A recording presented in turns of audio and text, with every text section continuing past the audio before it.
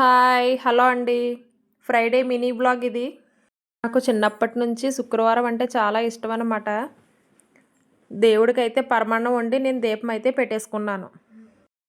మేము మా అమ్మ వాళ్ళ ఇంటికైతే బయలుదేరాము.